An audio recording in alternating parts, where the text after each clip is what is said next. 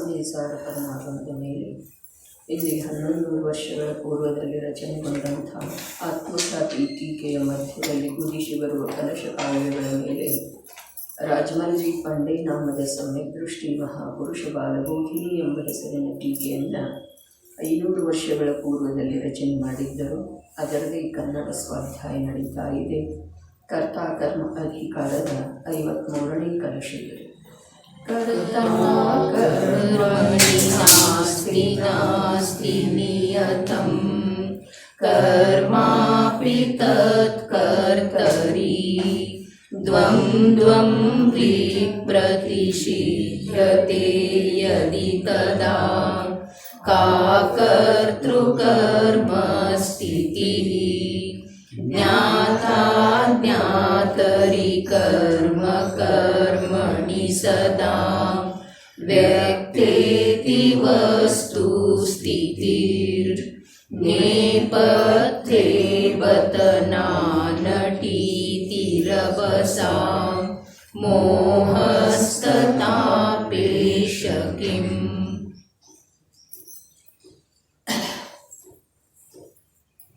ವಸ್ತುವಿನ ಸ್ಥಿತಿ ಎಲ್ಲ ಕಾಲದಲ್ಲೂ ಹೀಗಿದೆ ಅಂಥೇಳಿ ಹೇಳಿದರು. ಹೇಗಿದೆ? ಜೀವದ್ರವ್ಯ ಅರ್ಥಾತ್ ಜ್ಞಾತಾರೂಪದಿಂದ ಪರಿಣಮಿಸಿದೆ. ಜೀವದ್ರವ್ಯ ತನ್ನ ಯಾವ ದ್ರವ್ಯತ್ವ ಇದೆಯೋ ಅದರ ಜೊತೆಗಿನ ಅದರ ಏಕತ್ವ ಇದೆ. ಅದನ್ನು ಹೊರತುಪಡಿಸಿ ಜ್ಞಾತಾರೂಪದ ದ್ರವ್ಯತ್ವ ಪರಿಣಮನವನ್ನು ಹೊರತುಪಡಿಸಿ ಅದರದ ಏಕತ್ವ ಜ್ಞಾನಾವರಣಾದಿ ಕರ್ಮಪಿಂಡದ ಜೊತೆಗೆ ಇಲ್ಲ. ಹೀಗೆ ಎಲ್ಲ ಕಾಲದಲ್ಲೂ ಯಾವ ಕಾಲದಲ್ಲೂ ಸದಾ ಜೀವದ ಅರ್ಥಾತ್ ವಸ್ತುವಿನ ಸ್ಥಿತಿ ಹೀಗೇ ಇದೆ. ಯಾರು ಮನ್ನಿಸಿದ್ರೂ ಹೀಗೆ ಇದೆ, ಮನ್ನಿಸದೇ ಇದ್ರೂ ಹೀಗೆ ಇದೆ, ಆಧರಿಸಿದ್ರೂ ಹೀಗೆ ಇದೆ, ಆಧರಿಸದಿದ್ರೂ ಹೀಗೆ ಇದೆ. ಯಾರು ಮನ್ನಿಸ್ತಾರೋ ಅವರ ಅನಂತ ಸಂಸಾರದ ವಿಚ್ಛೇದ ಮಾಡ್ತಾರೆ. ಯಾರು ಆಧರಿಸ್ತಾರೋ ಅವರು ಮೋಕ್ಷ ಮಂದಿರದ ಕಡೆಗೆ ಗಮನ ಮಾಡ್ತಾರೆ. ಮೋಕ್ಷದೊಳಗೆ ಹೋಗಿ ಶಾಶ್ವತ ರೂಪದಿಂದ ಸ್ಥಿರ ಇದ್ದು ಬಿಡ್ತಾರೆ. ಸಿದ್ಧ ಸಿದ್ಧ ಸಿದ್ಧ ಶುದ್ಧ ಶುದ್ಧ ಶುದ್ಧ ನಿರಾಕುಲ ಅವ್ಯಾಬಾಧ ಸುಖರೂಪದಿಂದ ಪರಿಣಮನ ಮಾಡ್ತಾ ಉಳಿತಾರೆ. ಯಾರೋ ವಸ್ತುವಿನ ಈ ಸ್ಥಿತಿಯನ್ನು ಮನ್ನಿಸುವುದಿಲ್ಲವೋ ಅವರು ನಿರಂತರ ಆಕುಲ ವ್ಯಾಕುಲರಾಗಿ ಅನಂತ ಸಂಸಾರದ ವೃದ್ಧಿ ಮಾಡಿಕೊಳ್ತಾ ಇರ್ತಾರೆ. ಭವಗಳಲ್ಲಿ ಪರಿಭ್ರಮಣ ಮಾಡ್ತಾ ಅನೇಕ ಪ್ರಕಾರದ ಕರ್ಮಗಳ ಸಂಯೋಗಗಳ ಕಾರಣದಿಂದ ಒಮ್ಮೆ ಹರ್ಷಿತ ಆಗ್ತಾರೆ, ಒಮ್ಮೆ ತಿರಸ್ಕೃತ ಆಗ್ತಾರೆ, ಅತ್ಯಂತ ಖೇದ ಖಿನ್ನಾಗ್ತಾರೆ. ಯಾರೂ ಕೇಳೋರಿಲ್ಲ, ಯಾರೂ ಅದಕ್ಕೆ ಔಷಧಿ ಅರ್ಥಾತ್ ಉಪಾಯ ಮಾಡುವಂಥವ್ರಿಗೆ. ತನ್ನಷ್ಟಕ್ಕೆ ತಾನೇ ಈ ಜೀವ ಸಂಯೋಗವನ್ನು ನೋಡಿ ಹರ್ಷಿತನಾಗ್ತಾನೆ. ತನ್ನಷ್ಟಕ್ಕೆ ತಾನೇ ಈ ಜೀವ ಸಂಯೋಗವನ್ನು ನೋಡಿ ಖಿನ್ನನಾಗ್ತಾನೆ. ಆ ಹರ್ಷಿತನಾಗುವುದಕ್ಕೂ ಯಾರಿಗೂ ಯಾವ ಪ್ರಕಾರದ ಸಹಕಾರ ಇಲ್ಲ. ಖೇದ ಖಿನ್ನ ಆಗುವುದರಲ್ಲಿ ಅವನನ್ನು ಬಿಡಿಸುವಂಥ ಸಾಮರ್ಥ್ಯ ಯಾರು? ಎಂದೋ ಒಂದು ಸಲ ಭಾಗ್ಯದಿಂದ ಇಂಥ ಸಂಯೋಗ ಪ್ರಾಪ್ತ ಆಗ್ತಿದೆ. ಸಂಯೋಗ ಅರ್ಥಾತ್ ಏನಿದೆ? ನಿಯಮಸಾರ ಮತ್ತು ಅಷ್ಟಪಾಹುಲಿ ಎರಡರಲ್ಲೂ ಬಂತಲ್ಲ. ಸಂಯೋಗ ಯಾವುದಕ್ಕಂತಾರೆ? ಜ್ಞಾನದರ್ಶನ ಸ್ವಭಾವವನ್ನು ಹೊರತುಪಡಿಸಿ ಉಳಿದ ಯಾವ ಭಾವಗಳಿದಾವೆಯೋ ಅವೆಲ್ಲ ಸಂಯೋಗ.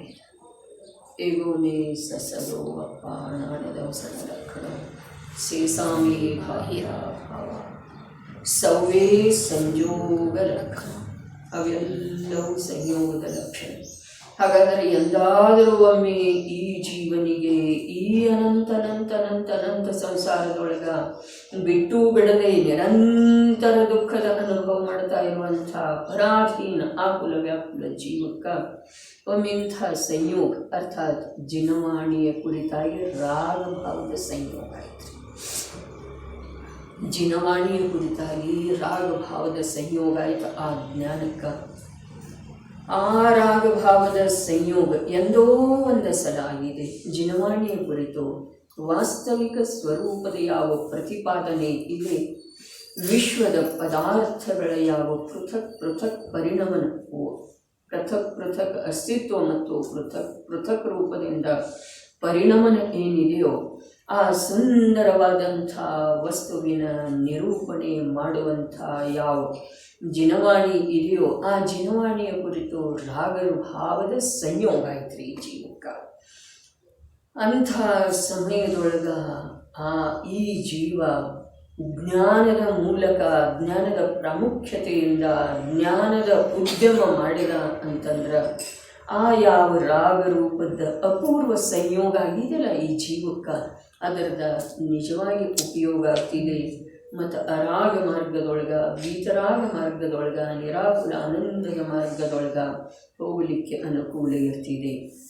ಮತ್ತು ಅದೇ ಸಮಯದೊಳಗೆ ಸಂಯೋಗಗಳು ಕೂಡ ಕೆಲವು ಅನುಕೂಲ ಪ್ರತಿಕೂಲ ಯಾವ ಸಮಯದೊಳಗೂ ಇದಾವಲ್ಲದೆ. ಈ ಜಿನವಾಣಿಯ ಕುರಿತು ವಸ್ತು ಸ್ವರೂಪದ ಯಥಾರ್ಥ ಪ್ರತಿಪಾದನೆಯ ಕುರಿತು ಯಾವ ಒಂದಿಷ್ಟು ರಾಗಭಾವ ಉತ್ಪನ್ನ ಆಗಿದೆಯಲ್ಲ, ಆ ರಾಗ ಬಿಟ್ಟು ಹೋಗಿ ಪುನಃ ಈ ಜ್ಞಾನ ಆ ಸಂಯೋಗ ವಿಯೋಗಗಳಲ್ಲೇ ಇತರ ಯಾವ ಶರೀರ ಸಂಸಾರಕ್ಕೆ ಸಂಬಂಧಿಸಿದ ಸಂಯೋಗ ವಿಯೋಗ ಇದಾವೆಯೋ ಅವುಗಳಲ್ಲೇ ಹರ್ಷ ಅಥವಾ ಅವುಗಳನ್ನು ದೂರ ಮಾಡುವ, ಅವುಗಳಿಂದ ತಾನು ಸುರಕ್ಷಿತವಾಗಿ ಉಳಿಯುವ ಯಾವ ಉದ್ಯಮದಲ್ಲಿ ತೊಡಗುತ್ತಾನೋ ಆ ಉದ್ಯಮದ ಫಲಸ್ವರೂಪವಾಗಿ ಇವನಿಗೆ ಅಪೂರ್ವವಾಗಿ ಎಂದೋ ಲಭಿಸಿದ ಜಿನವಾಣಿಯ ಕುರಿತು ಯಾವ ರಾಗಭಾವ ಇದೆಯಲ್ಲ ಅದನ್ನೇ ಅರ್ಥ. ಸೌದೆ ಸಂಯೋಗ ಲಕ್ಷಣ ಹೋಗೋದಲ್ಲದೆ ಅದು ಸಂಯೋಗ ಇದೆಯಲ್ಲ, ಜಿನವಾಣಿಯ ಕುರಿತು ಯಾವ ರಾಗಭಾವ ಇದೆ, ಅಭಿರುಚಿಯ ಭಾವ ಇದೆ, ಅದು ಕೂಡ ಸಂಯೋಗಿ ಭಾವ ಇದ್ದ ಕಾರಣ ಅದು ಹೋಗೋದರೆ ಜ್ಞಾನ ದರ್ಶನ ಆ ಸಂಯೋಗಿ ಭಾವದ ವಿದ್ಯಮಾನತೆಯೊಳಗೆ ವಸ್ತು ಸ್ವರೂಪದ ಕುರಿತು ಯಾವ ಅಭಿರುಚಿ ಎಂದೋ ಒಮ್ಮೆ ಉತ್ಪನ್ನ ಆಗಿದೆ ಈ ಜೀವಕ್ಕೆ. ಜಿನವಾಣಿಯ ಶ್ರವಣ ಮಾಡಿದ್ರೂ ಕೂಡ ಅಷ್ಟಕ್ಕಷ್ಟೇ ಇದ್ದ, ಮಾಡಿದ್ದಿರಬಹುದು ಅನಂತ ಕಾಲದೊಳಗೆ ಎಂದಾದರೂ ಅಥವಾ ಅನಂತ ಬಾರಿನೇ ಮಾಡಿದ್ದಿರಬಹುದು. ಆದರೆ ಅಷ್ಟಕ್ಕಷ್ಟೇ ಅರ್ಥ ಅದನ್ನು ಕೇಳಿದ ಹೊರಟು ಹೋಯಿತು, ಕೇಳಿದ ಬಿಟ್ಟು ಹೋದ, ಮತ್ತು ತನ್ನ ಸಂಸಾರದಲ್ಲಿ ತಾನು ಒಂದಾದ. ಹಾಗೆಯೇ ಈಗ ಕೂಡ ಆಗ್ತಾ ಇದ್ದೇವೆ. ಯಾವ ಈ ಕೊರೋನಾ ರೋಗಾಣುಗಳದೇನು ಪ್ರಸಾರ ಇದೆ ಅಥವಾ ವ್ಯಾಪ್ತಿ ಇದೆ ಅಥವಾ ವಿಸ್ತಾರ ಇದೆ, ಅದರಿಂದ ಹೇಗೆ ರಕ್ಷಿತ ಆಗಿ ಉಳಿಯೋದಾ, ಹೇಗೆ ಮನೆಗೆ ಉಳಿಯೋದಾ, ಹೇಗೆ ದೂರ ಉಳಿಯೋದಾ, ಈ ಪ್ರಕಾರದ ಅಭಿಪ್ರಾಯದ ಪ್ರಾಮುಖ್ಯತೆಯೊಳಗೆ ವಸ್ತುವಿನ ಸ್ವತಂತ್ರ ಪ್ರತಿಪಾದನೆಯ ಯಾವ ಜಿನವಾಣಿ ಇದೆ ಅದರ ಕುರಿತು ಒಂದು ಅಂಶ ರಾಗ ಉತ್ಪನ್ನ ಆಗ್ತಿತ್ತು, ರುಚಿ ಉತ್ಪನ್ನ ಆಗ್ತಿತ್ತು, ಸತ್ಯ ಇದೆಯಲ್ಲ ಅಂಥೇಳಿ ಅನ್ನಿಸ್ತಿತ್ತು. ಅಂತಂದ್ರೆ ಆ ಸತ್ಯ ಇದೆಯಲ್ಲ ಅಂಥೇಳಿ ಯಾವ ಜ್ಞಾನಕ್ಕೆ ಅನ್ನಿಸ್ತು ಆ ಜ್ಞಾನಿಗೆ ಮೇಲೆ ಎದ್ದು ಬರಬೇಕು. ಅದನ್ನು ಹೊರತುಪಡಿಸಿ ಇದನ್ನು ಮುಖ್ಯ ಮಾಡ್ತಾ ಉಳಿತು ಅಂತಂದ್ರೆ ಈ ಯಾವ ರೋಗಾಣುಗಳು ನೋಡ್ರಿ, ರೋಗಾಣುಗಳ ರೋಗ ಇದೇ ಈ ಜೀವಕ್ಕೆ ಹೊಸದಲ್ಲ. ಶರೀರ ರೋಗಮಯ ಇದೆ, ಕೋಟ್ಯಂತರ ರೋಗಗಳ ಈ ಶರೀರದಲ್ಲಿ ಇದ್ದಾವೆ. ಇದೇ ನಮಗೂ ಶಬ್ದ ಸಾಪೇಕ್ಷ ಪರಿಚಿತ ಇಲ್ಲ ಅಂತ ಮಾತಲ್ಲ, ಆದರೆ ಆ ಪರಿಚಿತ ಇದ್ರೂ ಆ ಶಬ್ದಗಳನ್ನು ಒಮ್ಮೆ ಜ್ಞಾನದ ಭೂಮಿಕೆಯೊಳಗೆ ಮೇಲೆ ಮೇಲೆ ತಗೊಂಡೆವು ಅಂತಂದ್ರೆ ಆ ಶಬ್ದದ ಭಾವ ನಮಗೇಂದ್ರೆ ಗ್ರಹಣ ಆಗಬಹುದು ಅಂಥೇಳಿ ಹೇಳೋದಿದೆ. ಇದು ಶಬ್ದ ತಮಗೆ ಪರಿಚಿತ ಇಲ್ಲ ಅನ್ನೋ ಮಾತಿಲ್ಲ. ಕೋಟ್ಯಂತರ ರೋಗಗಳಿದ್ದಾವೆ. ಆ ರೋಗಕ್ಕೆ ನಿಮಿತ್ತ ಆಗುವಂಥ ಬಾಹ್ಯ ಸಂಯೋಗ ಇರೋವನ್ನಲ್ಲ, ಕಾರ್ಯಂತೂ ಉಪಾದಾನದಿಂದ ಆಗ್ತಿದೆ, ಶರೀರಂತೂ ರೋಗದ ನಿಲಯ ಇದೆ, ರೋಗದ ಆವಾಸ ಸ್ಥಾನ ಇದೆ. ದಿನವೂ ಇದರದ್ದು ನಾವು ವಿಚಾರ ಮಾಡಬೇಕಾಗುತ್ತೆ. ಮತ್ತು ಇನ್ನೊಂದು ಮಾತಿದೆ, ಅಪ್ಪಾಜಿ ಹೇಳ್ತಿದ್ರಲ್ಲ, ಯಾವುದಾದ್ರೂ ರೋಗ ಬರುವ ಸಲುವಾಗಿ ಏನು ಉಪಾಯ ಮಾಡಿದ್ದಿಲ್ಲ, ನಾವು ಏನೂ ಮಾಡಿಲ್ಲ ಅಂದಮೇಲೆ ಹೋಗುವ ಸಲುವಾಗಿ ಉಪಾಯ ವ್ಯರ್ಥ ಇದೆಪ್ಪ.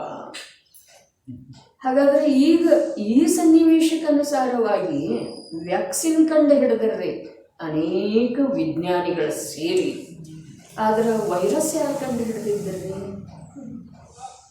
ವ್ಯಾಕ್ಸಿನ್ ಕಂಡು ಹಿಡಿದಿದ್ದಲ್ಲ. ಆದರೆ ಆ ರೋಗಾಣುಗಳನ್ನು ಯಾರು ಉದ್ಭವಗೊಳಿಸಿದ್ರು ಅಥವಾ ಅವುಗಳನ್ನು ಯಾರು ಕಂಡು ಹಿಡಿದ್ರು, ಅವುಗಳನ್ನು ಚಾಲಿತ ಯಾರು ಮಾಡಿದ್ದಾರೆ, ಅವುಗಳನ್ನು ಯಾರು ಸಂಚಾಲಿತಗೊಳಿಸಿದರು, ನಿರ್ಮಾಣ ಮಾಡಿದರು, ಅಥವಾ ಇದ್ದದ್ದನ್ನು ಅವುಗಳನ್ನು ಕ್ರಿಯಾಶೀಲ ಯಾರು ಮಾಡಿದರು, ವಿಚಾರ ಒಂದು ಕ್ಷಣ ಮಾಡಬೇಕಾಗುವುದು. ಹೇಳಿ ಹೋದಂತಹ ಅಪ್ಪಾಜಿ ಮಾತ ಎಲ್ಲ ಕಾಲದಲ್ಲೂ ನಮ್ಮ ಜೀವನ ಇರುವವರೆಗೆ ನಮಗೆ ಉಪಯೋಗ ಮಾಡಿಕೊಳ್ಳುವ ಹಾಗೆ ಅವರೇ ಅಷ್ಟು ಸುಲಭವಾಗಿ ಹೇಳಿದರು. ರೋಗ ಬರುವ ಸಲುವಾಗಿ ಏನು ಮಾಡಿದ್ರು, ವಿಚಾರಣೀಯ ವಿಷಯ ಇದೆಯಲ್ಲ, ಉಪಯೋಗ ಆಗುವಂಥ ವಿಷಯ ಇದೆಯಲ್ಲ. ರೋಗ ಬರೋದು, ಮರಣ ಬರೋದು, ನಿಶಕ್ತಿ ಬರೋದು ಎಲ್ಲ ಬರ್ತಾನೆ ಇರೋದು. ಆ ಮಾರ್ಗದಲ್ಲಿ ಅಗ್ರಸರಿದ್ದೇವೆ ಅಂದ ಮೇಲೆ ಮುಳ್ಳು ಕಲ್ಲು ಕೊಳಚೆ ತುಂಬಿದ ಮಾರ್ಗವನ್ನು ಆರಿಸಿಕೊಂಡಿದ್ದೇವೆ ಅಂದ ಮೇಲೆ ಅಲ್ಲಿ ಅವೆಲ್ಲ ಇರೋದ್ರೊಳಗೆ ಏನು ಆಶ್ಚರ್ಯ ಇಲ್ಲಲ್ಲ, ಸ್ವಾಭಾವಿಕ. ನಿಷ್ಕಂಟಕವಾದಂಥ ಮಾರ್ಗವನ್ನು ಆರಿಸಿಕೊಂಡಿದ್ದರೆ ಅಲ್ಲಿ ಯಾವುದರ ಕಂಟಕ ಇರ್ತಿರಲಿಲ್ಲ. ನಾವು ಆ ಮಾರ್ಗವನ್ನು ಆಯ್ದುಕೊಂಡಿಲ್ಲ ಇದುವರೆಗೆ. ಮತ್ತು ಈಗ ಕೂಡ ನಮ್ಮ ಕೈಯೊಳಗಿದೆ ರೀ ಆಟ, ಆದರೆ ನಾವು ಆ ಮಾರ್ಗವನ್ನು ಆಧರಿಸ್ತಾ ಇಲ್ಲ, ಆ ಮಾರ್ಗವನ್ನು ಭಕ್ತಿಯಿಂದ ಶ್ರದ್ಧೆಯಿಂದ ನೋಡ್ತಾ ಇಲ್ಲ, ಆ ಮಾರ್ಗದ ಕುರಿತು ಯಾವುದೇ ಪ್ರಕಾರದ ರುಚಿ ತೋರಿಸ್ತಾ ಇಲ್ಲ. ಹಾಗಾದರೆ ಮತ್ತೆ ನಮಗೆ ಯಥಾ ಪ್ರಕಾರ ಈಗ ಕೊರೋನಾ ಇದೆ, ಮುಂದೆ 4 ತಿಂಗಳೇ ಮತ್ತೊಂದು ಯಾವುದೇ ಬರ್ತಿದೆ, ಮತ್ತೊಂದು ಬರ್ತಿದೆ, ಮೊದಲೊಂದು ಬರ್ತಿದೆ. ಹೋದ ವರ್ಷನೂ ಒಬ್ಬರು ಯಾರೋ ಬುದ್ಧಿಜೀವಿ ಹೇಳಿದ್ದರು, ಹೆಸರು ಗೊತ್ತಿಲ್ಲದೆ ಇರುವಂಥ ರೋಗಾಣುಗಳು ಸಾಕಷ್ಟು ಇದ್ದಾವೆ. ಯಾವ್ಯಾವುದಕ್ಕಂತ ನೀವು ಹೆಸರು ಕೊಡೋರ? ಹಾಗಾದರೆ ಇದು ಜೈನದರ್ಶನದ ಮಾತಾಯಿತು ಅಥವಾ ಇಲ್ಲರಿ? ಯಾವ್ಯಾವುದಕ್ಕಂತ ಕಾಲ ಯಾವುದಿದೆ? ದುಃಖಮಾ ಕಾಲ ಇದೆ. ದುಃಖವನ್ನು ಹೊರತುಪಡಿಸಿ ಈ ಕಾಲದೊಳಗೆ ಯಾವ ಜೀವಕ್ಕೆ ಬೇರೆ ಏನೂ ಸಿಗೋದನ್ನೇ ಇಲ್ಲ. ಇದು ನಿಶ್ಚಿತ ಇದೆ. ಹೀಗಿರುವ ವೇಳೆದೊಳಗೆ ನಾವು ಅವ್ಯಾವುದರ ಕುರಿತು ನಮಗೆ ಸಂಬಂಧನೇ ಇಲ್ಲಲ್ಲ. ಆ ರೋಗಾಣುದ ನಮಗೇನು ಸಂಬಂಧ ಇದೆ? ಆತ್ಮನಿಗೇನು ಸಂಬಂಧ ಇದೆ ಹೇಳಿ? ಅರೂಪಿ ಚೈತನ್ಯಮಯ ಆತ್ಮನಿಗೆ, ಜ್ಞಾನ ಸ್ವಭಾವಿಯಾದಂಥ ನಿರಾಕುಲ ಆನಂದದ ಸಾಗರನಾದಂಥ ಆತ್ಮನಿಗೆ ಆ ರೋಗಾಣುವಿನ ಸಂಬಂಧ ಏನಿದೆ? ವ್ರತಾದರ ಕುರಿತು ದ್ವೇಷ ಯಾಕೆ ಮಾಡುತ್ತೆ? ಆ ದ್ವೇಷದ ಫಲ ಅದು ಭೋಗಿಸ್ತಿದ್ದೇನೆ, ಇದೇ ಭೋಗಿಸ್ತಿದ್ದೇನೆ, ಯಾವುದು ಮಾಡ್ತಾರೆ ಏನಿದೆ? ನಾವು ಆ ಪ್ರಕಾರದ ರೋಗಾಣುವಿನ ದೇಹ ಧಾರಣ ಮಾಡಿ ಎಷ್ಟು ಬಾರಿ ಇದೆ ಯೋಚನೆ ಮಾಡುವುದೇ ಒಂದಿಷ್ಟ. ಇಂಥ ಒಂದು ಸುಂದರವಾದಂಥ ಜನವಾಣಿ ನಮಗೆ ಲಭಿಸಿದೆ, ಇಂದ್ರ ಪೂಜಿತ. ಈ ಜನವಾಣಿಯ ಕುರಿತು ಜನವಾಣಿಯಲ್ಲಿ ಬರುವಂಥ ಒಂದೊಂದು ವಾಕ್ಯದ ಕುರಿತು ದೀರ್ಘ ವಿಚಾರ ಮಾಡಿ ಸಂತುಷ್ಟ ಆಗಬಹುದಲ್ಲ. ಮಾಡುವುದಿಲ್ಲ. ಆದರೆ ಈ ಜೀವಕ್ಕೆ ಈ ದುಃಖಮಾ ಕಾಲ ಕೂಡ ಒಂದು ರೀತಿಯಿಂದ ಅನುಕೂಲ. ಯಾಕೆ ಅಂತಂದ್ರೆ ನೀ ಯಾವುದನ್ನು ಸುಖ ಅಂತ ಹೇಳಿ ತಿಳಿಲಿಕ್ಕೆ ಹೊರಟಿದೆ, ಯಾವುದನ್ನು ಸುಖರೂಪದಿಂದ ಪರಿವರ್ತನೆ ಮಾಡಿಕೊಳ್ಳುವ ಉದ್ಯಮ ಮಾಡ್ತಾ ಇದ್ದಿ, ನೀ ಕಾಲ ಯಾವುದಿದೆ ಅಂತ ತಿಳಿದೀಯನ? ಇದು ದುಃಖಮಾ ಕಾಲ ಇದೆ. ಯಾವುದರಿಂದಲೂ ಸುಖ ಆಗೋ ಸಾಧ್ಯ. ಮತ್ತು ನಿಜವಾಗಿ ಯಾವ ಪರಪದಾರ್ಥ, ಯಾವ ಕ್ಷೇತ್ರ, ಯಾವ ಕಾಲ, ಯಾವ ಅನ್ಯ ವಸ್ತುವಿನ ಪರಿಣಾಮನ ಈ ಜೀವಕ್ಕೆ ಸುಖ ದುಃಖದ ಕಾರಣ ಇಲ್ಲವೇ ಇಲ್ಲ, ವಾಸ್ತವದಲ್ಲಿ ಇಲ್ಲ. ಇನ್ನು ಒಂದು ವೇಳೆ ವ್ಯವಹಾರದಿಂದ ಸ್ವೀಕಾರ ಮಾಡಬೇಕಾದ್ರೆ ಸ್ವರ್ಗದಲ್ಲಿ ಸುಖ ಇದೆ, ಭೂಮಿಯಲ್ಲಿ ಸುಖ ಇದೆ. ಅದು ಯಾವ ಸುಖ? ಈ ಜೀವಕ್ಕೆ ಯಾವ ಸುಖದ ಅನಾದಿ ಕಾಲದಿಂದ ಪರಿಚಯ ಇದೆಯಲ್ಲ ಆ ಸುಖನೇ ಇದೆ. ಆದರೆ ಈ ಪಂಚಮ ಕಾಲದೊಳಗೆ, ಈ ಭರತ ಕ್ಷೇತ್ರದೊಳಗೆ ಆ ಸುಖ ಕೂಡ ಇಲ್ಲ. ಇದರ ತಾರತಮ್ಯತೆ ಇದೆ ವಿಷಯನ. ಯಾವುದನ್ನು ಈ ಜೀವ ಅನಾದಿ ಕಾಲದಿಂದ ಸುಖ ಅಂತ ಹೇಳಿ ತಿಳ್ಕೊಂಡಿದೆಯಲ್ಲ ಆ ಸುಖ ಅಲ್ಲಿ ಇದೆ ರೀ. ಕೆಲ ಕಾಲದವರೆಗೆ ಇದೆ ರೀ, ಶಾಶ್ವತ ಇಲ್ದಿದ್ರೂ ಕೆಲ ಕಾಲದವರೆಗೆ ಇದೆ. ಅದರಿಂದ ಈ ಜೀವಕ್ಕೆ ತೃಪ್ತಿ ಆಗುವುದಿಲ್ಲ, ಈ ಮಾತು ಸತ್ಯ ಇದೆ ರೀ. ಆದರೆ ಇದೆ, ಅದು ಕೂಡ ಈ ಪಂಚಮ ಕಾಲದೊಳಗೆ, ಈ ಭರತ ಕ್ಷೇತ್ರದೊಳಗೆ ಇಲ್ಲ. ಹಾಗಾದ್ರೆ ಇಲ್ಲ ಅಂದಮೇಲೆ ಇಲ್ಲ ಅಂಥೇಳಿ ಹೇಳಿದ ನಂತರ ಮತ್ತೇನು ಹಠ ಮಾಡೋದ್ರಿ ನಾವ? ಮತ್ತೇನು ಆಗ್ರಹ ಏನು ಮಾಡೋದು ಹೇಳ್ರಲ್ಲ, ನಾ ಸುಖಿ ಆಗ್ತೇನೆ ಅನ್ನೋದು ಇದು ಮೂರ್ಖತನ ಏನು ಜಾಣತನ ಏನು ಸಜ್ಜನಿಕೆ ರೀ? ಏನಿದೆ ಹೇಳ್ರಿ? ತರಿಸುದ ತ್ಯಜತ್ಲ ತ್ಯಜತ್. ಅದರೊಳಗಿನ ನಿಮಗೆ ಸುಖಿ ಆಗೋದಿತ್ತು ಅಂತಂದ್ರೆ ವಸ್ತು ಸ್ವರೂಪದ ವಿಚಾರ ಮಾಡೋದು. ಅದರೊಳಗೆ ಸ್ವಲ್ಪರೇ ನಿಮಗೆ ಉದಾಸೀನ ಅಥವಾ ಒಂದಿಷ್ಟು ತಟಸ್ಥ ಒಂದಿಷ್ಟು ಶಾಂತಿ ಸಿಗಬೇಕಾಗಿತ್ತು ಅಂತಂದ್ರೆ ನೀವು ವಸ್ತು ಸ್ವರೂಪದ ವಿಚಾರ. ನಾ ಚೈತನ್ಯ ಸ್ವರೂಪದ ಅರೂಪಿ ಆತ್ಮ ಇದ್ದೇನೆ. ಈ ದೇಹ, ಈ ಕರ್ಮ, ಈ ರಾಗದ ಜೊತೆಗೆ ನನ್ನದ ಸ್ವಲ್ಪ ಕೂಡ ಸ್ನಿಗ್ಧತೆ ಇರುವಂಥದ್ದ ಸ್ವಭಾವವೇ ಇಲ್ಲ. ಮತ್ತು ಇವು ಯಾವ ಅನ್ಯ ಪದಾರ್ಥ ಯಾವ ಕ್ಷೇತ್ರದಿಂದ ಭಿನ್ನ ಅದಾವ, ಯಾವ ಏಕ ಕ್ಷೇತ್ರ ಅವಗಾಹಿ ಇದಾವ, ಯಾವ ಏಕ ಅನುಭವ ರೂಪದ ಪರ್ಯಾಯದಲ್ಲಿ ವಾಸ ಮಾಡಿಕೊಂಡು ದಿಶೆ ಬರ್ತಾ ಇದ್ದಾವೆ, ಅವು ಯಾವುವು ನನ್ನ ಚೈತನ್ಯ ಸ್ವಭಾವಕ್ಕೆ ಸ್ವಲ್ಪ ಕೂಡ ಬಾಧೆ ತಗಲಿಸುವ ಸಾಧ್ಯತೆ ಇಲ್ಲ. ಯಾವುದರಿಂದ ಬಾಧೆ ಇಲ್ಲ, ಅದರ ಸಲುವಾಗಿ ವ್ಯರ್ಥ ನಾವು ನಮ್ಮ ಜೀವನ ಕಳೀತಾ ಇದ್ದೇವೆ. ಕೊರೋನಾದಿಂದ ಏನೂ ಬಾಧೆ ಇಲ್ಲ, 2 ಮಾತು ಲಕ್ಷದಲ್ಲಿ ತಗೊಳ್ಳೋದು. ಇಂಥವ ಅನೇಕ ನಿರ್ನಾಮಿ ರೋಗಾಣುಗಳು ಅದಾವೆ. ಮತ್ತು ಹಿಂದೆ ಒಂದ್ಸಲ ಅಂತಂದರೆ ಸುಮಾರು 25 ವರ್ಷದ ಹಿಂದೆ ಇರ್ಬೋದು, ಬೆಳ್ಳೂರೊಳಗೆ ಹೇಳಿದ್ದೆ. ಈಗ ಒಂದು ಇರುವೆಗಾಗಲಿ ಜೊಂಡಿಗಕ್ಕಾಗಲಿ ನಾವು ಔಷಧಿ ಮಾಡ್ತೇವಲ್ಲ, ಗೃಹಸ್ಥಾವಸ್ಥೆಯಲ್ಲಿ ಎಲ್ಲರೂ ಮಾಡ್ತೇವೋ ಅದು ಯೋಗ್ಯಂತೂ ಅಲ್ಲವೇ ಅಲ್ಲ. ಆದ್ರೆ ನಮ್ಮ ಯಾವ ಒಂದು ನೋಡ್ರಿ, ಅಹಿಂಸಕ ಜೀವನದ ಸಲುವಾಗಿ ಹಿಂಸೆ ಮಾಡೋದೇನು ಸುಧತೆ? ವಿಚಾರ ಮಾಡ್ರಿ, ಅಹಿಂಸಕ ಜೀವನದ ಸಲುವಾಗಿ ಹಿಂಸೆ ಮಾಡೋದೇನ? ನಮ್ಮ ಹಾಲಿನೊಳಗ ಸಕ್ಕರೆ ಒಳಗ ಅವು ಪ್ರವೇಶ ಮಾಡಬಾರ್ದು, ಹಾಗೆ ಮಾಡಬಾರ್ದು, ಹೀಗೆ ಮಾಡಬಾರ್ದು ಅಂಥೇಳಿ ನಾವು ಅದನ್ನು ದೂರ ಇಡುವ ಪ್ರಯತ್ನ ಮಾಡ್ತೀವಿ ಅಥವಾ ಅದರ ಅಭಾವ ಮಾಡುವ ಪ್ರಯತ್ನ ಮಾಡ್ತೀವಿ. ಆದರೆ ಒಂದು ಯಾವುದೋ ಜೊಂಡಿಗ ನಮ್ಮ ನೀರಿನ ಕೊಡದೊಳಗೆ ಬಿದ್ದಿದೆ ಅಂಥೇಳಿ ಇಟ್ಕೊಳ್ತಾರೆ. ಅದರ ಕುರಿತು ಯಾವ ದ್ವೇಷ ಭಾವ ಇದೆಯಲ್ಲ, ಆ ದ್ವೇಷ ಭಾವ ಇಡೀ ಜೊಂಡಿಗ ಜಾತಿಯ ಸಮೂಹದ ಕುರಿತಾಗಿದೆ. ಹಾಗಾದರೆ ಈ ಕೊರೋನಾದ ಕುರಿತಾಗಿ ಯಾವ ದ್ವೇಷ ಭಾವ ವಿನಾಕಾರಣ ಮಾಡ್ತಾ ಇದ್ದೇವೆ. ಒಂದಂತೂ ನಮ್ಮ ಶರೀರಕ್ಕೂ ಅದೇನೂ ಬಾಧೆ ಮಾಡಿಲ್ಲ, ಮಾಡೋದು ಸಾಧ್ಯನೂ ಇಲ್ಲ. ನಮ್ಮ ಆತ್ಮನಿಗೆ ಅಂದೆಲ್ಲರೂ ನಮ್ಮ ಶರೀರಕ್ಕೆ ಮಾಡಿಲ್ಲ, ಮಾಡೋದನ್ನು ಸಾಧ್ಯ ಇಲ್ಲ. ಇನ್ನು ವ್ಯಾವಹಾರಿಕವಾಗಿ ಯಾರು ಹೇಳ್ತಾ ಇದ್ದಾರೋ ಅಥವಾ ಯಾರಿಗೆ ಮಾಡಿದೆ ಅಂಥೇಳಿ ಉಪಚಾರದಿಂದ ಹೇಳಬಹುದು.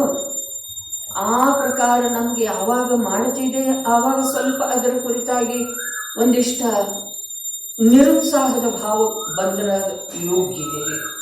ಈಗ ವಿನಾಕಾರಣ ಅದರ ಕುರಿತು ದ್ವೇಷ ಬುದ್ಧಿ ಮಾಡ್ತಾ ಇದ್ದೇವಲ್ಲ, ಹಾಗಾದ್ರೆ ಅಂಥದೇ ಒಂದು ಕ್ರಿಮಿ, ಅಂಥದೇ ಒಂದು ರೋಗಾಣುವಿನ ಭವ ಧಾರಣ ಮಾಡಿ ನಾವಿಂದು ಒಂದು ಸಮಯದ ಪರಿಣಾಮದೊಳಗೆ ಅದರ ಕುರಿತು ಎಷ್ಟು ದ್ವೇಷ ಬುದ್ಧಿ ಮಾಡ್ತಾ ಇದ್ದೇವಲ್ಲ, ಅದರ ಅನಂತ ಗುಣಿತ ಮತ್ತು ಅನಂತ ಕಾಲ ನಾವು ನಮ್ಮ ಹಾಗೆ ಆ ಸಮಯದೊಳಗಿರುವಂಥ ಮನುಷ್ಯರ ಮೂಲಕ ದ್ವೇಷಕ್ಕೆ ಗುರಿಯಾಗಬೇಕಾಗ್ತದೆ.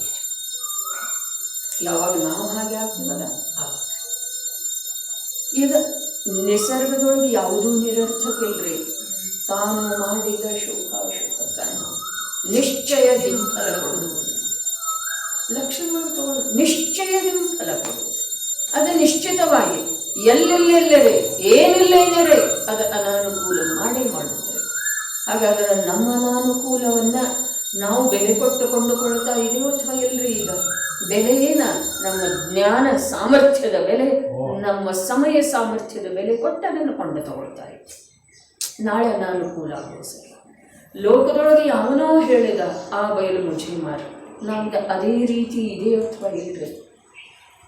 ಆ ಬಯಲು ಮುಜೆ ಮಾರ ಅಂತ ಹೇಳಿ ಇದೆಯೋ ಅಥವಾ ಇಲ್ರಿ? ಅದೇ ಧಾಟಿ ಇದೆಯೋ ಅಥವಾ ಇಲ್ರಿ? ನಮ್ಮ ಜೀವನದ ನಮ್ಮ ಪರಿಣಾಮ ಎಷ್ಟಾಯಿತು? ನಮ್ಮ ಪರಿಣಾಮದಲ್ಲಿ ನಾವು ಯಾವ ಈ ಪ್ರಾಸಂಗಿಕವಾದಂಥ ಭಯ ಮತ್ತು ದ್ವೇಷ ಬುದ್ಧಿಗೆ ಒಳಗಾಗಿದ್ದೇವೆಯೋ ಅದರಿಂದ ಬಚಾವ್ ನಮ್ಮನ್ನು ನಾವು ಮಾಡ್ಕೊಂಡಿದೆ ತತ್ವಜ್ಞಾನದ ಬರದೆ. ಇಲ್ಲಿವರೇನು ಹೇಳ್ತಾ ಇದ್ದರು? ಯಾವಾಗಲೂ ವಸ್ತು ಸ್ವರೂಪ ಹೀಗೆ ಇದೆ, ಹೇಗಿದೆ ಜ್ಞಾತ ಅಜ್ಞಾತಾರೆ ಮತ್ತು ಅವನು ಕರ್ತಾರೆ ಕರ್ಮ ರೂಪದಿಂದ, ಕರ್ಮದ ಕರ್ತ ಕರ್ಮ ಇದೆ, ಕರ್ಮ ರೂಪದಿಂದ ಪರಿಣಮಿಸಿದೆ, ಜೀವದ ವಿಭಾವ ರೂಪದಿಂದ ಪರಿಣಮಿಸುವುದಿಲ್ಲ, ಜೀವನಿಗೆ ವಿಭಾವವನ್ನು ಉತ್ಪನ್ನ ಮಾಡುವುದಿಲ್ಲ. ಜೀವ ವಿಭಾವ ರೂಪದಿಂದ ಪರಿಣಮಿಸ್ತಾನೆ, ಜೀವದ ವಿಭಾವ ಪರಿಣಾಮ ಜೀವನಿಗೆ ಲಾಭ ಹಾನಿ ಮಾಡ್ತಿದೆ ವಿನಃ ಅದು ಕರ್ಮದ ರಚನೆ ಮಾಡುವುದಿಲ್ಲ. ಹೀಗೇ ವಸ್ತುವಿನ ಸ್ವರೂಪ ಇದೆ. ಈ ಪ್ರಕಾರ ಹೇಳಿದ ನಂತರ ಮುಂದೇನು ಹೇಳ್ತಾ ಇದ್ದಾರೆ, ಈ ಪ್ರಕಾರವಾಗಿ ದ್ರವ್ಯದ ಸ್ವರೂಪವು ಅನಾದಿ ನಿಧನತನದಿಂದ ಪ್ರಕಟವಿದೆ. ಅನಾದಿ ನಿಧನತನದಿಂದ ಅದರದ ಏನು ಆ ಒಂದು ಪಾಲಿಸಿ ಇದೆ, ಆ ಒಂದು ಯಾವ ನಿಯಮ ಇದೆ, ಆ ತನ್ನ ನಿಯಮತನದಿಂದ ಅದು ಅನಾದಿ ಅನಂತ ಪರಿಣಾಮ ಮಾಡುತ್ತೆ. ತನ್ನ ನಿಯಮದ ಉಲ್ಲಂಘನೆ ಅದು ಎಂದೂ ಮಾಡುವುದಿಲ್ಲ. ಅದರ ತನ್ನ ಸ್ವರೂಪದ ಉಲ್ಲಂಘನೆ ಅದು ಯಾವಾಗೂ ಮಾಡುವುದಿಲ್ಲ. ಅನಾದಿ ನಿಧನತನದಿಂದ ಪ್ರಕಟವಿದೆ. ವಸ್ತುವಿನ ಸ್ವರೂಪವಂತೂ ಹೇಗೆ ಹೇಳಿದೆ ಹಾಗೆ ಇದೆ, ನಿನ್ನೆ ಬಂದಿರ್ತದೆ. ಹೇಗೆ ಜ್ಞಾನಿಗಳು ಹೇಳಿದಾರೋ, ಅನಾದಿ ಕಾಲದಿಂದ ಹೇಳ್ತಾ ಬಂದಿದ್ದಾರೋ, ಕಾಲಕ್ಕ ಅವರವರ ಪ್ರತಿಭೆಯಿಂದ ಹೇಳಲ್ಪಟ್ಟಿತು. ಅನೇಕ ಆಸನ್ನ ಭವ್ಯ ಜೀವರುಗಳ ಅದನ್ನು ಆಶ್ಚರ್ಯದಿಂದ ಕೇಳಿದರೆ, ಆದರದಿಂದ ತಮ್ಮದಾಗಿಸಿಕೊಂಡ ಮೋಕ್ಷ ಮಾರ್ಗದೊಳಗೆ ಹೊರಟು ಹೋದರೆ ವಿನಃ ಅವರ ಅನ್ಯ ವಸ್ತುವಿನೊಳಗೆ ಏನೂ ಮಾಡುವಂಥ ಚೇಷ್ಟೆ ಮಾಡಲಿಲ್ಲ. ನಾವು ಕೂಡ ಯಾವಾಗ ಜ್ಞಾನಿಗಳು ಹೇಗೆ ಹೇಳಿದರೆ ಹಾಗೆ ಇದೆಯಲ್ಲ ವಸ್ತು ಸ್ವರೂಪ ಅಂಥೇಳಿ ಒಪ್ಪುತ್ತೇವೆ, ಆವಾಗ ನಾವು ಕೂಡ ಅನ್ಯದಲ್ಲಿ ಏನೂ ಮಾಡುವ ಗೊಡವೆಗೇನೂ ಹೋಗೋದಿಲ್ಲ. ನಮ್ಮ ಮಾರ್ಗಗಳು ಸುಂದರಿದೇನಿಲ್ಲದೆ ಮಾರ್ಗ ಯಾರಿಗೂ ಸವಾರಿ ಮಾಡುವ ಅವಶ್ಯಕತೆ ಇಲ್ಲ. ಮಾಡುವುದರಿಂದ ಅವರ ರಾಗದ್ವೇಷಕ್ಕೆ ಗುರಿಯಾಗ್ತೇವೆ ನಾವು. ಒಂದು ಮಾತು, ಅವರ ರಾಗದ್ವೇಷಕ್ಕೆ ಗುರಿ ಆಗಿ ತನ್ನ ಪರಿಣಾಮದೊಳಗ ವಿಚಲಿತತನವನ್ನು ಮಲಿನತನವನ್ನು ತಂದುಕೊಂಡ ನಾವು ಅವರ ಕಾರ್ಯ ಸಾಧಿಸಿದ್ದೇವೆ, ನಮ್ಮ ಕಾರ್ಯ ಸಾಧಿಸಿದ್ದೇವೆ. ವಸ್ತು ಹೀಗೆ ಇದೆ. ಅವರ ಕಾರ್ಯನೂ ನಾವು ಸಾಧಿಸಲಿಲ್ಲ, ಶರೀರದ ಕಾರ್ಯ ಸಾಧಿಸಿದ್ದೇವೆನ ಜಡದ ಕಾರ್ಯ. ನೋಡ್ರಿ, ಆ ರೋಗಾಣು ಬ್ರಹ್ಮಾನಂದ ಭಾಯಿ ಸಹಜ ರೂಪದಿಂದ ವಿಚಾರ ಮಾಡುವುದಿದೆ. ನಮ್ಮ ಶರೀರದ ಯೋಗ್ಯತಾ, ಉಪಾದಾನದ ಯೋಗ್ಯತಾ ಇತ್ತು ಅಂತಂದ್ರೆ ಅದು ಯಾವ ಅನ್ಯ ದೇಶದಲ್ಲಿದ್ರೂ ಹಾರಿ ಬಂದು ನನಗೆ ನಿಮಿತ್ತ ಆಗ್ತಿದೆ. ನನ್ನ ಉಪಾದಾನ ಇದ್ದ ನಂತರ, ನನ್ನ ಉಪಾದಾನ ಇಲ್ಲದಿದ್ರೆ ಅದು ನನ್ನ ದೇಹದೊಳಗನ್ನು ವಿಪರಿಸಿದ್ರೂ ಕೂಡ ಏನು ಮಾಡಿದೆ. ನೋಡ್ರಿ, ಕುಂದಾದ್ರಿ ಬೆಟ್ಟದ ಮೇಲೆ ಏನೇನು ಘಟನಾ ಆಗಿದ್ದು ಎಲ್ರಿಗೂ ಗೊತ್ತಿದೆ ರೀ, ಕೇಳಿ ಗೊತ್ತಿದೆ, ನೋಡಿ ಗೊತ್ತಿದೆ. ವಿಜಣ್ಣ ಅವು ಹಾವರಾಣಿಯದ ಓಡಾಡ್ತಿದ್ರು ಏನಿಲ್ಲರಿ, ಅಪ್ಪಾಜಿ ಪ್ರವಚನ ಮಾಡ್ತಿದ್ರು, ಹೀಗೆ ಓಡಾಡ್ತಿದ್ರು ರೀ ಅವಾಗ. ಮತ್ತು ಅವರ ಆಶಾ ಅವರು ಬಂದಿದ್ದಾರಲ್ಲ ಇಂಗಡಿ, ಅವರ ಹೀಗೆ ಕೂತಿದ್ದಾರೆ. ಮತ್ತು ಅದು ಹಾವು ಅಲ್ಲೇ ಬಾಜುಕಿದ್ದಾರೆ. ಅವ್ರು ಸೌತೆಕಾಯಿ ಅಂತ ಹೇಳಿ ಅಂದ್ಕತಾರೆ, ಇಲ್ಲೇ ಇಟ್ಟಿದ್ದಾರೆ ಸೌತೆಕಾಯಿ ಅಂತ. ಅದನ್ನು ಕೈಯಲ್ಲಿ ಹಿಡ್ತಾರೆ ಅವರ, ಏನೂ ಮಾಡಿಲ್ಲ. ಇಲ್ಲೇ ಅವ್ರು ಸೌತೆಕಾಯಿ ಇಟ್ಟಿದ್ದಾರೆ. ಆಮೇಲೆ ನೋಡಿದ ನಂತರ ಅವ್ರಿಗೆ ಹೇಳಲಿಕ್ಕೇನೋ ಸಮಯ ಬೇಕಲ್ಲ, ಸ್ವಲ್ಪ ಸ್ಥೂಲಕಾಯಿ ಆದರೂ ನೋಡಿದಿರ್ತಾವ. ಹಾಗಾದ್ರೆ ಅವರು ಎದ್ದು ಹೋಗೋ ತನಕನೂ ಅದೇನೂ ಮಾಡಿಲ್ಲ, ನಂತರನೂ ಏನೂ ಮಾಡಿಲ್ಲ, ಯಾರಿಗೂ ಏನೂ ಮಾಡೇ ಇಲ್ಲ. ಯಾವುದೂ ಪ್ರಾಣಿ ಯಾರಿಗೂ ಏನೂ ಒಂದು ಕ್ರಿಮಿ ಕೂಡ ಬಾಧೆ ಮಾಡಿಲ್ಲ. ಯಾಕೆ ಅಂತಂದ್ರೆ ಆ ಭಗವತ್ ಸ್ವರೂಪದ ಕೊಂಡುಕೊಂಡರು. 2000 ವರ್ಷದಿಂದ ಇನ್ನೂ ಪ್ರಭಾವ ಇದೆ ಕಣದ ಮೇಲೆ. ಮತ್ತು ಅಲ್ಲಿಯ ಆ ತಿರಿಯಂಚು ಹುಲ್ಲು ಪಡಿಗಳ ಮನುಷ್ಯನ ಮೇಲೆ ಇರ್ತದೆ. ಅವರ ನಿರ್ಮಲ ಭಾವದ, ಅವರ ಅಹಿಂಸಾ ಭಾವದ, ಆ ಅಹಿಂಸಾ ಭಾವದ ವಿಸ್ತಾರ ಎಷ್ಟಿರಬಹುದು, ಎಷ್ಟು.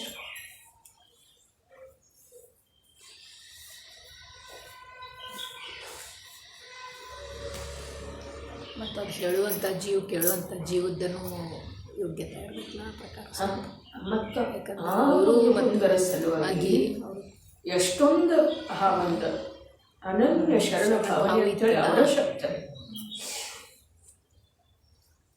ಅವರ ಸಂಯೋಗದೊಳಗೆ 500 ಜನ ಆ ಕುಂದಾದ್ರಿ ಅಂತ ಬೆಟ್ಟದ ಮೇಲೆ 8 ದಿವಸಗಳವರೆಗೆ ಉಳಿದ್ರೂ ಯಾವುದರಿಂದ ನಾವು ಬಾಧೆ ಆಗಲಿಲ್ಲ.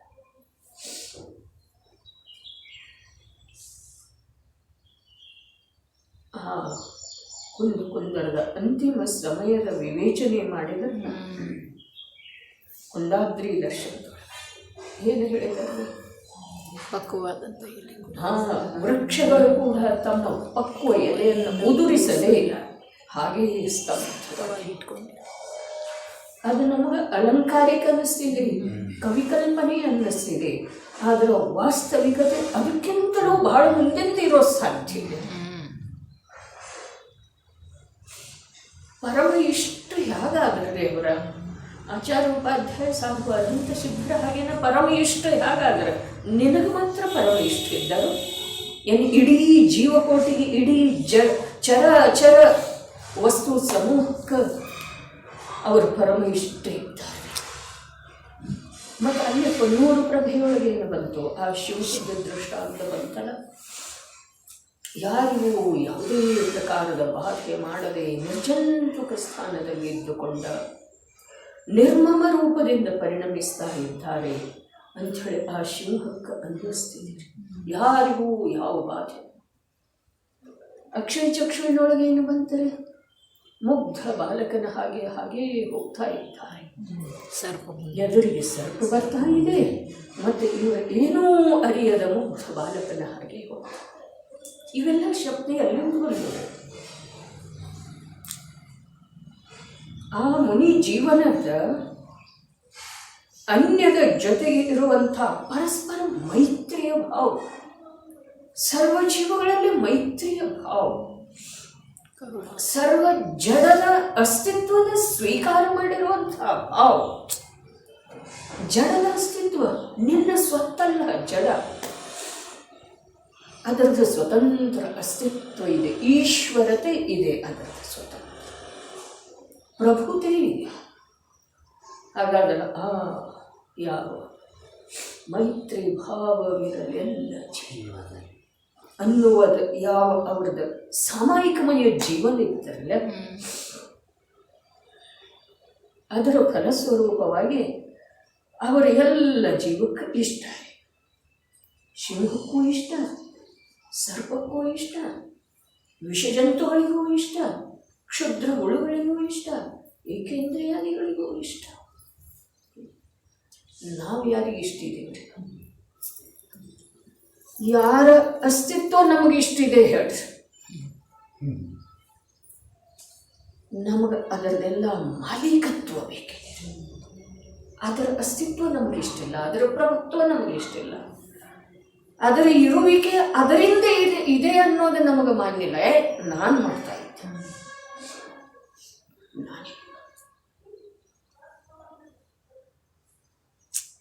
ಯಾರು ಇಲ್ಲದ ಯಾರದ್ದು ಒಂದು ಕ್ಷಣ ಕೂಡ ನಡೆಯುವುದಿಲ್ಲ, ಯಾರು ಇಲ್ಲದ ಯಾವ ಜಡದ್ದನ್ನು ಒಂದು ಸಮಯ ಕಾರ್ಯ ಆಗುವುದಿಲ್ಲ. ಹೀಗೆ ವಸ್ತು ಸ್ವರೂಪದಲ್ಲಿ ಇಲ್ರಿ.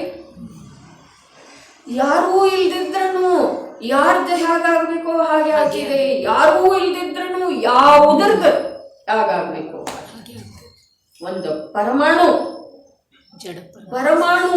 ಪ್ರಭು ಇದೆ, ಅದ ಪ್ರಭು ಇದೆ. ಅದಕ್ಕೆ ಈ ಚೈತನ್ಯ ಸ್ವರೂಪಿ ಆತ್ಮಂದ ಅದು ಜಡ ಇದೆ, ಇವ ಚೈತನ್ಯಮಯ ಇದ್ದಾನಲ್ಲ, ಇವ ಚೈತನ್ಯಮಯ ಇದ್ರೆ ಇವನಲ್ಲ ಇವನ ಚೈತನ್ಯದ ಕಾರ್ಯ. ಅದಕ್ಕೆ ಅದರ ಈ ಚೈತನ್ಯದ ಅವಶ್ಯಕತೆ ಅದಕ್ಕೆ ಜನಕ್ಕಿಲ್ಲ.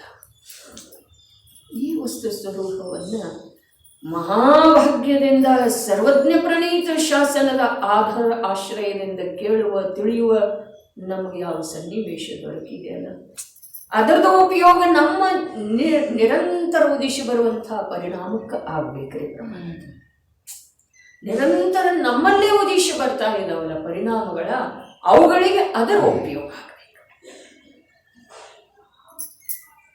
ಯಾವುದರ ಮೇಲೆ ಆ ಅಧಿಕಾರ ತೋರಿಸೋದು, ಯಾವುದರ ಕುರಿತಾಗಿ ಒತ್ತಾಯ ಹಠದ ಭಾವ ಇಡೋದು, ಯಾವುದು ನಮ್ಮ ಭಾವದಿಂದ ಪರಿವರ್ತನೆ ಆಗುವಂಥದ್ದ, ಅದರಲ್ಲಿ ಯಾವ ನ್ಯೂನತೆ, ಯಾವ ಕಾಲದೊಳಗಿದ್ದೀರಿ?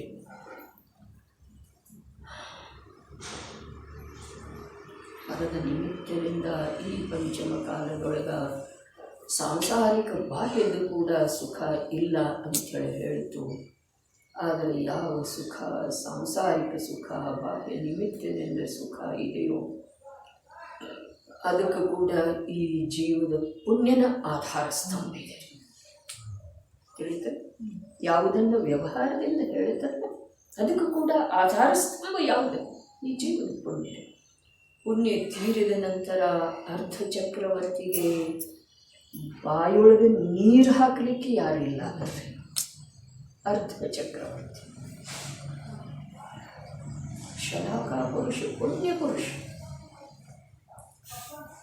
ಪುಣ್ಯ ಇಲ್ಲದೇ ಇರುವುಳ್ಳದೊಳಗ ತೀರ್ಥಂಕರರಂಥ ಮಹಾಪುರುಷ ಯುಗದ ಆದಿಯಲ್ಲಿ ಅವರ ಪಾಣಿ ಪಾತ್ರದೊಳಗ ಒಂದು ಬಹುಶಃ ನೀರು ಹಾಕೋ ಜ್ಞಾನ ಯಾರಿಗಿಲ್ಲ. ಯಾಕೆಂತಂದ್ರೆ ಆ ಜೀವದ ಆ ಪ್ರಕಾರದ ಇರಲಿಲ್ಲ ಆ ಸಮಯದೊಳಗ. ಮತ್ತು ಇದನ್ನೆಲ್ಲ ಒಂದಾದ ಮೇಲೆ ಒಂದ ಅಥವಾ ಒಂದಲ್ಲ ಒಂದ ದಿನನಿತ್ಯವೂ ನಮ್ಮ ಜ್ಞಾನದ ಭೂಮಿಕೆಯೊಳಗೆ ತಂದು ತಾಜಾ ಮಾಡಿಕೊಂಡು ಈ ಸಂಸಾರದ ಕುರಿತಾಗಿರುವಂಥ, ಶರೀರದ ಕುರಿತಾಗಿರುವಂಥ, ಸಂಯೋಗಿ ಚೇತನ ಪದಾರ್ಥಗಳ ಕುರಿತಾಗಿರುವಂಥ ನಮ್ಮ ಆಗ್ರಹ ಬುದ್ಧಿಯನ್ನು ಬಿಡುವುದಲ್ಲ. ಇದು ಹೀಗಿರ್ಬೇಕು, ಇದು ಹೀಗಿದ್ರೆ ಚಂದ. ನಿನ್ನ ಸುಖಕ್ಕೆ ನಾನು ಹೇಳ್ತಾ ಇದ್ದೇನಲ್ಲ, ಅರೆ ಅವನ ಸುಖಕ್ಕೆ ನಿನ್ನ ಸುಖಕ್ಕೆ ವ್ಯತ್ಯಯ ತಂದುಕೊಂಡು ಕಾರ್ಯ ಮಾಡ್ತಾ ಇದ್ದೆ, ಪ್ರಯತ್ನ ಮಾಡ್ತಾ ಇದ್ದೆ. ಮತ್ತು ಹಾಗೆ ವಸ್ತು ಸ್ವರೂಪನೇ ಇಲ್ಲಲ್ಲ. ಪೂಜ್ಯಪಾದಾಚಾರ್ಯ ಏನು ಹೇಳಿದರು? ನಾ ಇನ್ನೊಂದು ಜೀವಕ್ಕೆ ತಿಳಿಸಿಕೊಡ್ತೇನೋ, ನಾ ಇನ್ನೊಬ್ಬರಿಂದ ತಿಳಿದು ತಗೊಳ್ತೇನೋ ಅನ್ನೋ ಉನ್ಮತ್ತ ಚೇಷ್ಟೆ. ಅದು ಆ ಭೂಮಿಕೆಗಿದೆ ರೀ. ನಮಗೆ ಈಗ ಜನವಾಣಿದ್ದನ ಆಧಾರ ಇದೆ, ಜ್ಞಾನಿ ಗುರುಗಳ ವಚನದ್ದನ ಆಧಾರ ಇದೆ, ಜನವಾಣಿನ ನಿತ್ಯ ಬೋಧಕ ಇದೆ.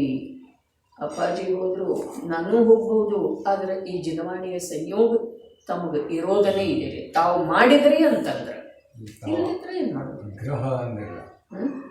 ಆಗ್ರಹ ಈ ಸಂಸಾರಕ್ಕೆ ಬೇಕಾಗಿದ್ದ ನಮ್ಮ ಸಂಸಾರದಲ್ಲಿ ಇರುವಂಥ ಸಂಯೋಗಗಳಿಗೆ ಎಷ್ಟು ನಾವು ಅಪೇಕ್ಷೆ ಮತ್ತು ಆಗ್ರಹ ಇಟ್ಕೊಂಡಿವೆ, ಅಷ್ಟು ಈ ಜನವಾಣಿಗೆ ಬೇಕಾಗಿದ್ದಂಥ ಎಲ್ಲ ವಾತ್ಸಲ್ಯ ಭಾವ ಅಥವಾ ಆಗ್ರಹ ಇಟ್ಕೊಂಡಿಲ್ಲ. ಅಷ್ಟಲ್ರಿ, ಅದರೊಳಗಿನ ಒಂದು ಅಂಶ ಇಟ್ಕೊಂಡ್ರೆ ನಮ್ದು ಕೆಲಸ ಆಗ್ತಿದೆ. ಒಂದು ಅಂಶ ಇಟ್ಕೊಂಡ್ರೆ ನಮ್ದು ಕೆಲಸ ಬಹಳ ಕಠಿಣ ಇದೆ. ಈ ಜೀವ ಮಿಥ್ಯಾ ಮಾರ್ಗಗಳು ಎಷ್ಟು ಮುಂದೆ ಹೋಗಿದ್ದಾನೆ ಅಂತಂದ್ರೆ ಹಿಂದೆ ಬರೋದು ಬಹಳ ಕಠಿಣ ಇದೆ. ಹಿಂದೆ ಎಲ್ಲೆಲ್ಲಿ ಎಷ್ಟು ದೂರ ನೋಡಿದ್ರೂ ಕೂಡ ಅದಕ್ಕೆ ಕಾಣಿಸ್ತಾನೆ ಇಲ್ಲ ನೆಲೆ. ಆದರೆ ನೀನು ಹಿಂದನ್ನು ನೋಡಬೇಡ, ಮುಂದನ್ನು ನೋಡಬೇಡ, ನೀನು ಚೈತನ್ಯ ಸ್ವರೂಪಿ, ಚೈತನ್ಯ ಪರಿಣಾಮ ರೂಪದಿಂದ ಸ್ವರೂಪ ಪ್ರತ್ಯಕ್ಷ ಜ್ಞಾನ ಸ್ವಭಾವಿ ಇದ್ದೀನಿ. ಸ್ವರೂಪ ಪ್ರತ್ಯಕ್ಷ ಜ್ಞಾನ ಸ್ವಭಾವ ಇಷ್ಟು ನನ್ನಲ್ಲೇ ನಾನು ತಿಳ್ಕೊಳ್ಳೋದಿದೆ. ಇಲ್ಲೇನು ಮೋಹದ ಮಹಾತ್ಮೆ ಹೇಳ್ತಾ ಇದ್ದಾರೆ. ವಸ್ತುವಿನ ಸ್ವರೂಪವಂತೂ ಹೇಗೆ ಹೇಳಿದೆ ಹಾಗೆ ಇದೆ. ಆದಾಗ್ಯೂ ಹೀಗಿದ್ದರೂ ಕೂಡ ಈ ಜೀವದ್ರವ್ಯ ಮತ್ತು ಉದ್ಗಲ ದ್ರವ್ಯದ ಏಕತ್ವ ರೂಪದ ಬುದ್ಧಿ ಅಂದರೆ ಈ ಅನ್ನುವಂಥ ವಿಶೇಷಣ ಯಾವುದಕ್ಕೆ ಲಾಭವಾಗ್ತಿದ್ದೀರಿ ಇಲ್ಲಿ? ಅಲ್ಲ, ಈ ಜೀವದ್ರವ್ಯ ಮತ್ತು ಉದ್ಗಲ ದ್ರವ್ಯದ ಏಕತ್ವ ರೂಪದ ಬುದ್ಧಿ. ಈ ಅನ್ನುವ ವಿಶೇಷಣ ಯಾವುದಕ್ಕೆ? ಜೀವದ್ರವ್ಯಕ್ಕೋ ಉದ್ಗಲ ದ್ರವ್ಯಕ್ಕೋ ಏನು ಎರಡಕ್ಕಲ್ಲ ಬುದ್ಧಿ ಆಗ್ತಿದ್ದೀರಿ.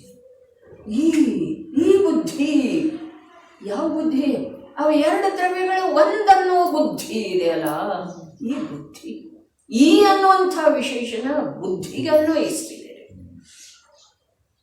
ಈ ಜೀವದ್ರವ್ಯ ಮತ್ತು ಉದ್ಗಲ ದ್ರವ್ಯದ ಏಕತ್ವ ಬುದ್ಧಿಯೂ ಅದು ಮಿಥ್ಯಾ ಮಾರ್ಗದಲ್ಲಿ ನಿರಂತರವಾಗಿ ಅನೇಕ ಪ್ರವರ್ತಿಸುತ್ತದೆ